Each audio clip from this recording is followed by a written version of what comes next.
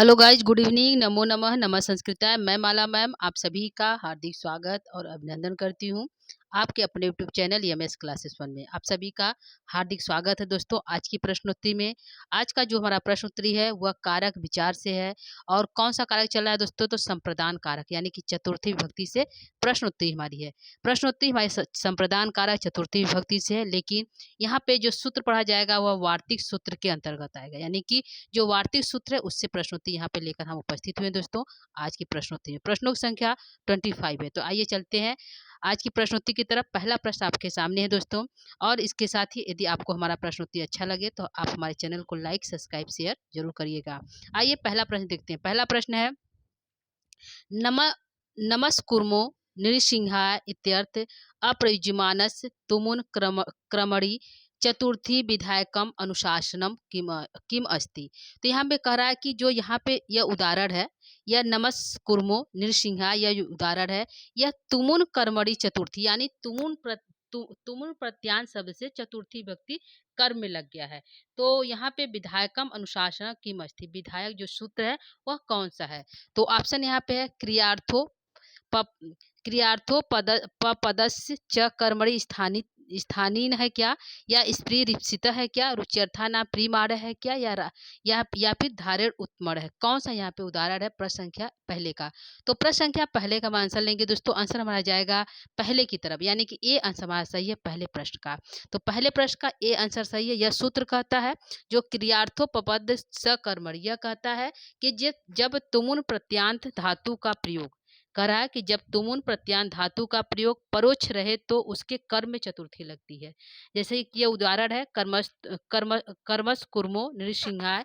यहाँ पे जो है नृसिंह जो भगवान है उनको जो है क्या किया गया है, उनको अनुकूल करने के लिए, उनको जो प्रसन्न करने के लिए उनको क्या किया गया, नमस्कार किया गया है।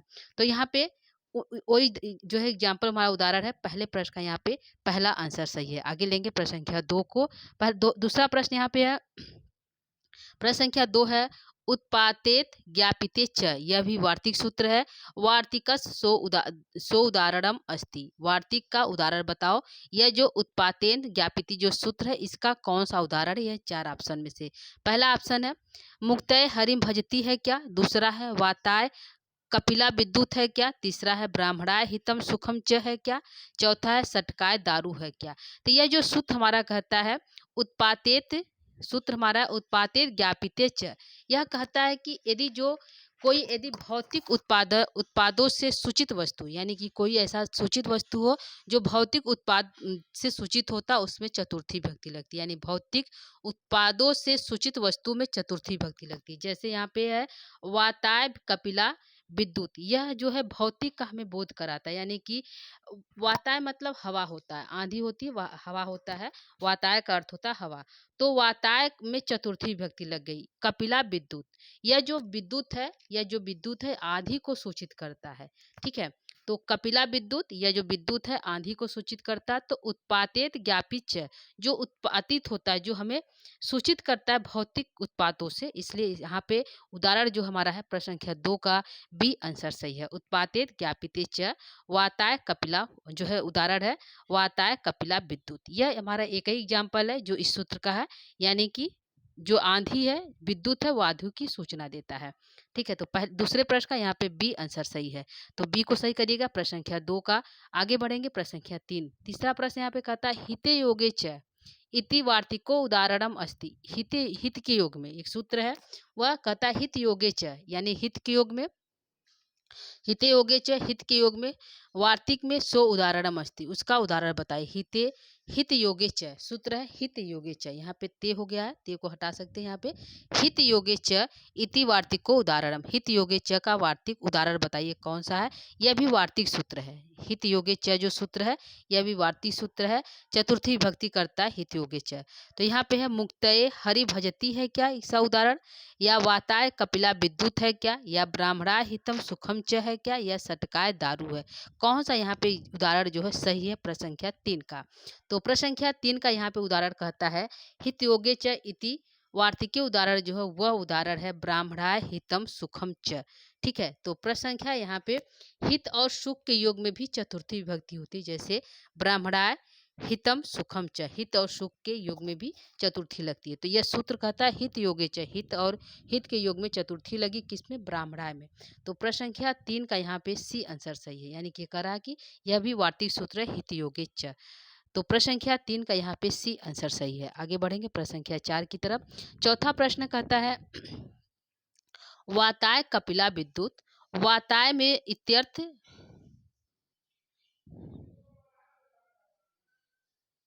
एक मिनट दोस्तों, तो यहाँ पे जो है सूत्र हमारा वाताय इत्यर्थ विभक्ति कारकम सूत्रम। इसमें जो वाताय लगा है इसमें कौन सी विभक्ति लगी हुई है, यह पूछ रहा है कि वाताय में कौन सी विभक्ति लगी हुई है और कारकम सूत्र और उसका सूत्र कौन सा है। वाताय कपिला विद्युत उदाहरण देकर पूछा है कि यह जो विभक्ति लगी है वाताय में चतुर्थी, यह कारक करने वाला कौन सा सूत्र है। ऑप्शन है क्रियार्थो पपदस्य च कर्मणि स्थानित है क्या, स्थानीन है क्या, स्प्रे रिश्वितम स्प्री रिप्सित है क्या, उत्पातेत ज्ञापिते च इति चतुर्थी है क्या, या धारेर उत्मरण है क्या है। प्रश्न संख्या 4 का आंसर। तो यह जो उदाहरण है वह जो है उदाहरण है, यह जो है यह चतुर्थी व्यक्ति किया है वाताय में, लेकिन सूत्र लगा है क्रियार्थो पपदस च कर्मणि स्थानीन। ठीक है, न है दोस्तों स्थानीन। तो प्रश्न संख्या 4 का यहाँ पे पहला आंसर सही है। तो सूत्र पूछा है विभक्ते कारकम, मतलब चतुर्थी व्यक्ति करा, लेकिन कारक सूत्र कौन सा है, तो ये सूत्र हमारा है क्रियार्थोपदस कर्मणि च स्थानित। प्रश्न संख्या यहाँ पे जो है 4 का यहाँ पे पहला आंसर सही है। आगे बढ़ेंगे प्रश्न संख्या 5 की तरफ। प्रश्न संख्या 5 कहता है हित शब्द योगे का विभक्ति वर्ती। अब कह रहा है हित के शब्द के योग में कौन सी विभक्ति लगती है, तो प्रथमा लगती है, चतुर्थी द्वितीय लगती है, चतुर्थी लगती है, या संपत्ति जो है सप्तमी लगती है, कौन सी विभक्ति लगती है प्रश्न संख्या हित के योग में। तो एक सूत्र हमारा है, सूत्र कौन सा है दोस्तों, हित योगे च। यह सूत्र कहता है कि यदि हित और सुख, यदि कहीं हित और सुख के योग में चतुर्थी लगती है, तो हित शब्द योगे हित के योग में कौन सी विभक्ति लगती है, तो हम यहाँ पे आंसर आ जाएगा चतुर्थी विभक्ति। प्रश्न संख्या 5 का यहाँ पे सी आंसर सही है, हित शब्द के योग में चतुर्थी विभक्ति लगती है। तो प्रश्न संख्या 5 का सी आंसर सही करिएगा। आगे बढ़ेंगे प्रश्न संख्या 7 की तरफ।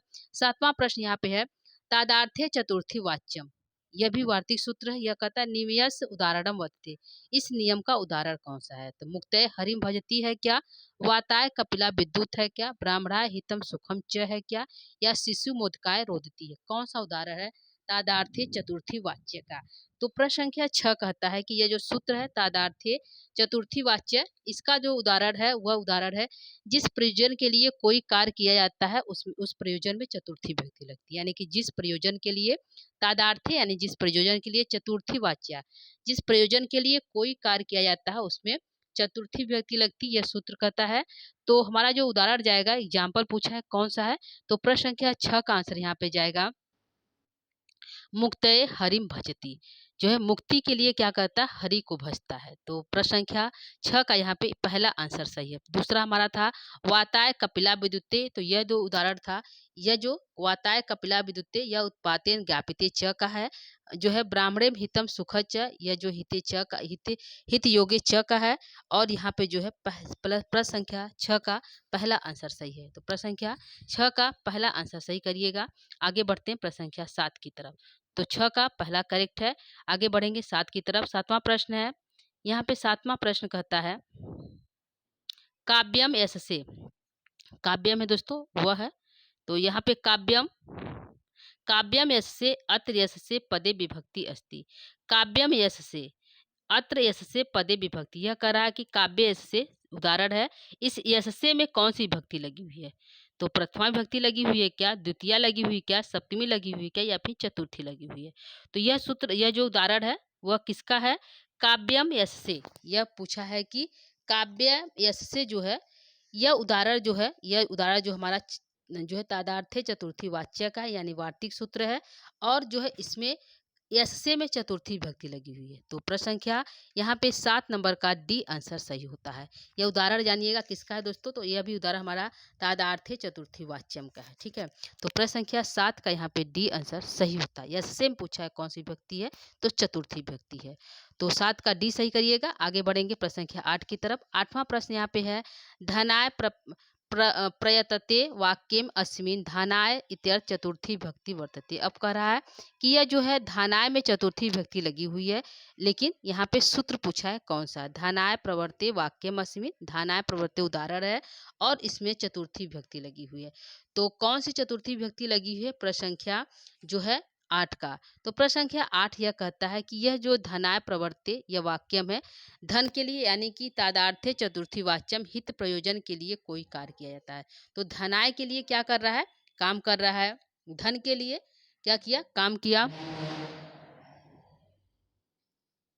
धन के लिए प्रयत्न करता है, प्रयतते प्रयत्न करता है धन के लिए। तो यहाँ पे पूछा है कौन सा सूत्र है? तो प्रसंख्या 8 कहता है क्रियार्थो पपदस्थ च कर्मणि स्थानीन है क्या? तद्यार्थे चतुर्थी वाच्य है क्या?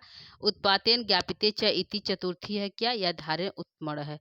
तो प्रसंख्या 8 का यहाँ ये जो उदाहरण है, यह उदाहरण हमारा जो है तादार्थे चतुर्थी वाच्य का है। तो प्रसंख्या 8 का यहाँ पे बी आंसर सही होता है। तो यह भी ध्यान रखिएगा, यह भी उदाहरण हमारा इसी का है और इसमें जो है धनाय में चतुर्थी लगी है प्रयतते प्रयत्न के अभाव में, यानी कि जो है यहाँ पे तादार्थी जो सूत्र कहता है कि यदि किसी चीज के प्रयोजन के लिए यदि हम कोई कार्य कर रहे हैं तो उसमें चतुर्थी लगेगी। तो धन के प्राप्त करने के लिए हम प्रयत्न कर रहे हैं तो चतुर्थी लग गई। प्रसंख्या 8 का यहाँ पे बी आंसर सही होता है। आगे बढ़ेंगे प्रसंख्या 9 की तरफ।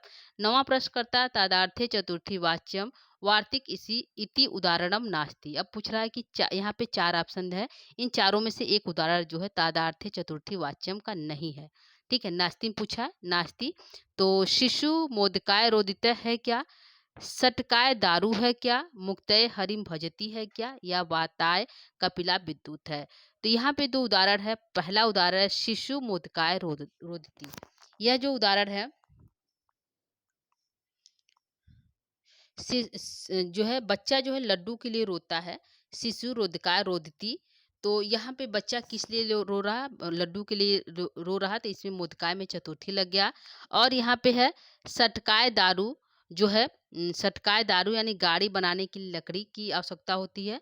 और मुक्तय हरि भजती, हरि को भजने, मुक्ति के लिए हरि को भजता है। तो यहाँ पे तादार्थे चतुर्थी भक्ति चारों में लगा, यानी कोई ना कोई उद्देश्य प्रयोजन है, इसलिए प्रयोजन के लिए कोई कार्य किया जा रहा है, इसलिए इसमें जो है इस सूत्र से चतुर्थी लगी। तीनों सूत्रों में जो है चतुर्थी व्यक्ति लगी है तादार्थे चतुर्थी वाच्यम से। लेकिन यहाँ पे वाताय कपिला विद्युत जो है यह इसका उदाहरण नहीं है। तो नास्ति में पूछा है, तो नास्ति में यह उदाहरण हमारा जो है किसका है दोस्तों? तो उदाहरण हमारा जाएगा उत्पत्तित ज्ञापित च का है। ठीक, किसका है दोस्तों? तो उत्पत्तित ज्ञापिते च का यह उदाहरण है। तो प्रश्न संख्या 9 का यहाँ पे डी आंसर सही है। तो डी सही करिएगा प्रश्न संख्या 9 का। आगे बढ़ेंगे प्रश्न संख्या 10 की तरफ। 10वां प्रश्न है शिशु खाली स्थान है रोदिति रिक्त स्थान पूर्यत। अब कह रहा है कि इस रिक्त स्थान को पूरा करिए। तो क्या भरा जाएगा रिक्त स्थान की जगह? तो ऑप्शन है मोदकाम है क्या, मोदकम है क्या, मोदका है क्या, या मोदके है क्या? यहाँ पे सही होगा प्रश्न संख्या 10 का। तो आप बता सकते हैं प्रश्न संख्या 10 का आंसर यहाँ पे कौन सा सही होगा? तो प्रश्न संख्या 10 का यहाँ पे होगा शिशु रोदिते रिक्त स्थान पूर्यत। ऑप्शन यहाँ पे जाएगा मोदकाय, शिशु मोदक के लिए रोदिते रोता है। तो प्रश्न संख्या 10 का यहाँ पे सी आंसर करेक्ट है। आगे बढ़ते हैं प्रश्न संख्या 11 की तरफ। 11 नंबर का प्रश्न यहाँ पे है क्रियार्थो पपदस् च कर्मणि स्थानीन इतस्मिन उदाहरणो नास्ति। यहाँ पे अब कह रहा है कि जो क्रियार्थो पपदस् च कर्मणि स्थानित है, इसमें कौन सा उदाहरण जो है नहीं है, मतलब इस सूत्र का कौन सा उदाहरण नहीं है। तो प्रश्न संख्या 11 को देखते हैं। यहाँ पे पहला ऑप्शन आपका है कि आभूषणाय सुवर्णम, आभूषण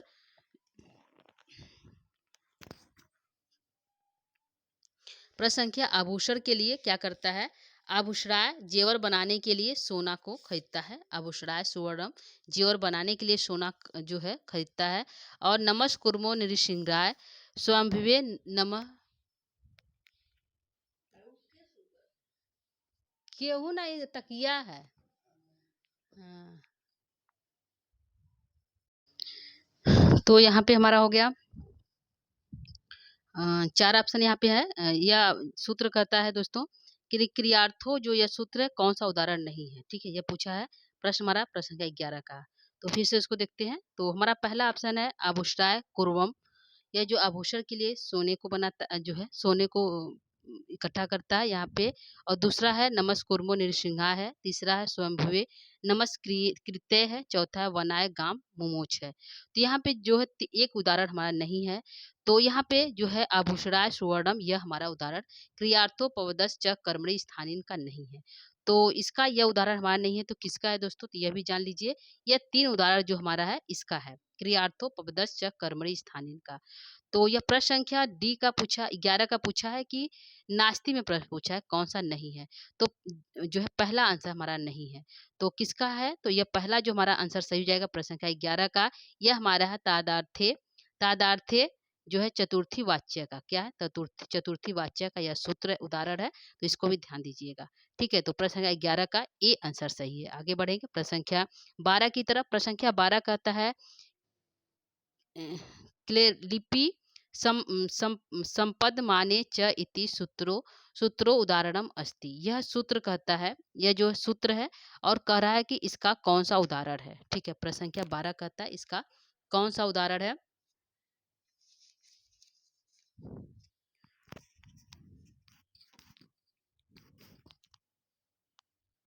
तो प्रश्न संख्या यहाँ पे 12 हम देखेंगे। यह कह रहा है कि कौन सा उदाहरण इसमें है। तो आभूषणाय कुर्वम है क्या, नमस्कुर्मो नृसिंहा है क्या, स्वयंभुवे नमस्कृत्य है क्या, या भक्ति ज्ञानय कल्पते है। कौन सा यहाँ पे उदाहरण इस सूत्र का है।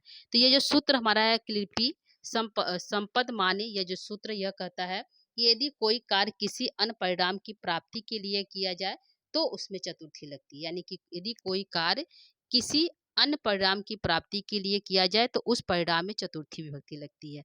तो भक्ति ज्ञानाय कल्पते, भक्ति के ज्ञान के लिए क्या करता है? कल्पना करता है, संकल्प लेता है। ठीक है, भक्ति ज्ञानाय संकल्प, भक्ति के को ज्ञान के प्राप्त करने के लिए संकल्प लेता है। तो यहाँ पे हमारा जो उदाहरण जाएगा इस सूत्र का उदाहरण यहाँ पे है भक्ति ज्ञानाय कल्पते। तो प्रश्न संख्या यहाँ पे 12 का डी आंसर सही होता है।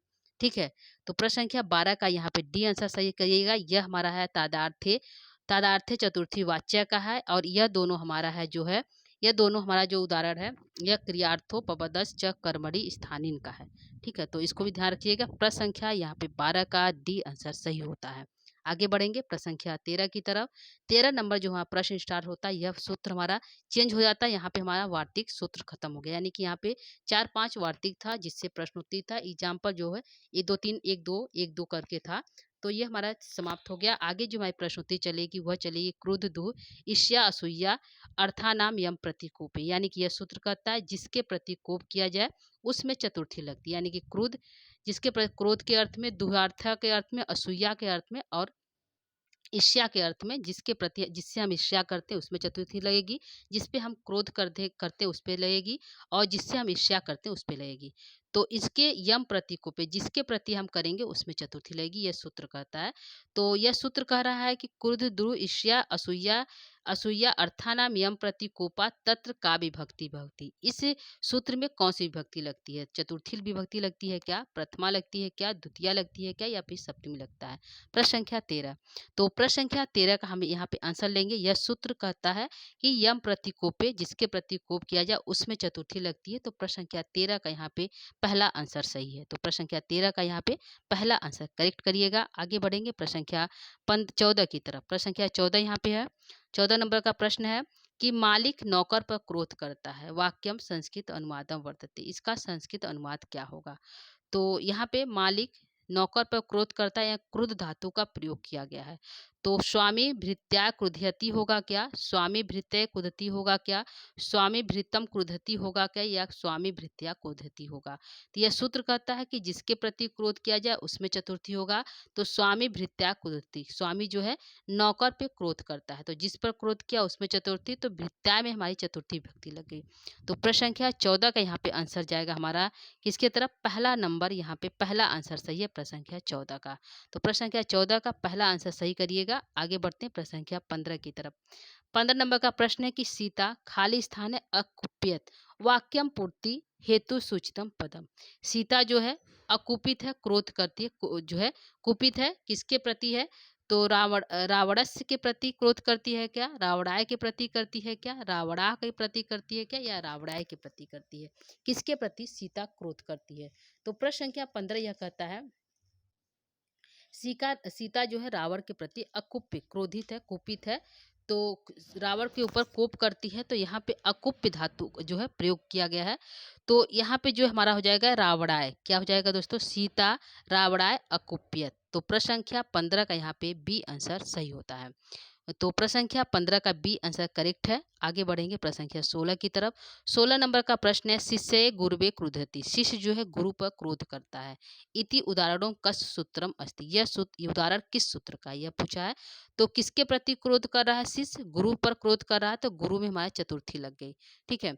तो इस कौन सा सूत्र लगा यह पूछा है। तो पहला जो ऑप्शन है, पहला जो है वह सूत्र है तादार्थे चतुर्थी वाच्यम है क्या, दूसरा है उत्पातेत ज्ञापिते च इति है क्या, तीसरा है क्रुद्ध दु ईर्ष्या असूया यम प्रति कोप है क्या, चौथा जो धारे उत्मड़ है। कौन सा यहाँ पे सूत्र है इस उदाहरण में यह पूछा है।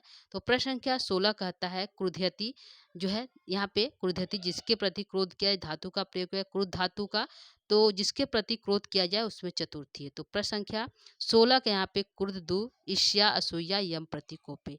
तो प्रश्न संख्या 16 का यहाँ पे सी आंसर सही है, ठीक है। तो प्रश्न संख्या 16 का सी सही करिएगा। आगे बढ़ेंगे प्रश्न संख्या 17 की तरफ।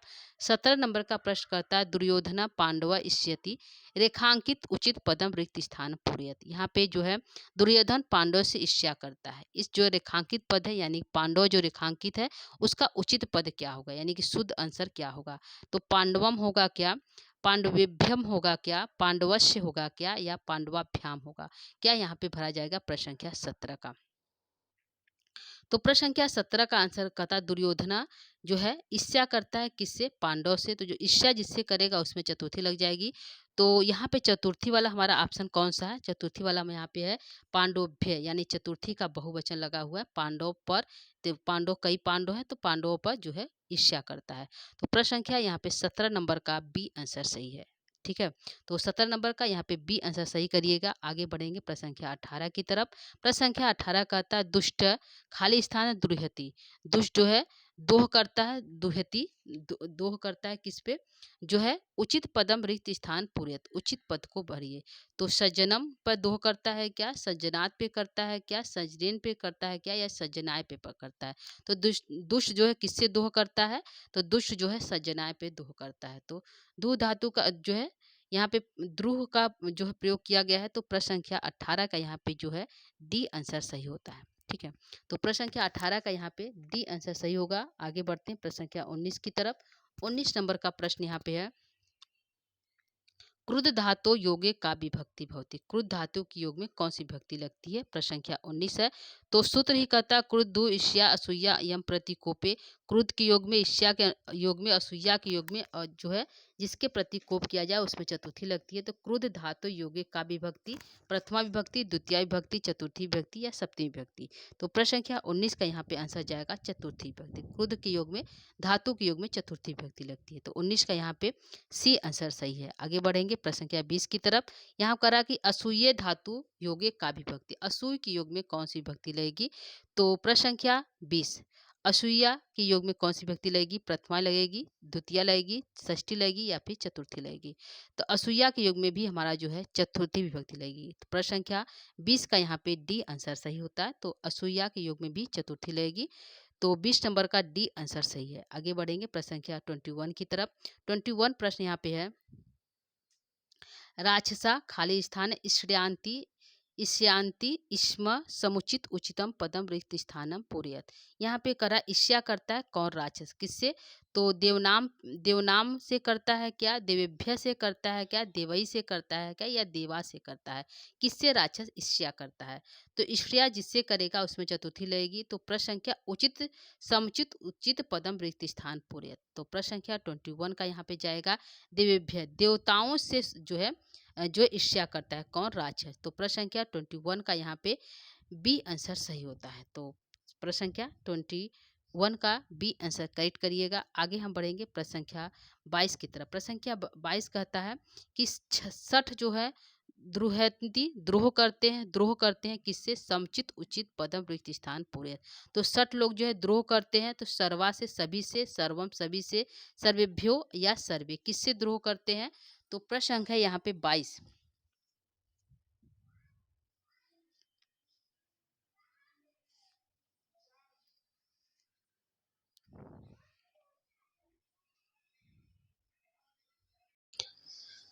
प्रश्न संख्या 22 का यहाँ पे कौन सा आंसर सही होगा दोस्तों? सटा जो है द्रोह करता है किससे? तो यहाँ पे आंसर में आ जाएगा सर्वेभ्यो। प्रश्न संख्या 22 का यहाँ पे सी आंसर सही है। सभी से क्या करता है? द्रोह करता है। तो सठ करता है तो यहाँ पे सर्वेभ्यो भरा जाएगा। प्रश्न संख्या 22 का यहाँ पे सी आंसर सही है। आगे बढ़ेंगे प्रश्न संख्या 23 की तरफ। 23 नंबर का प्रश्न है, सीता रामम अकुप्य, सीता राम पे कुपित है, इत्यस रेखांकित उचित पदम स्यात्। जो है उचित पद क्या होगा? प्रश्न संख्या 23 का।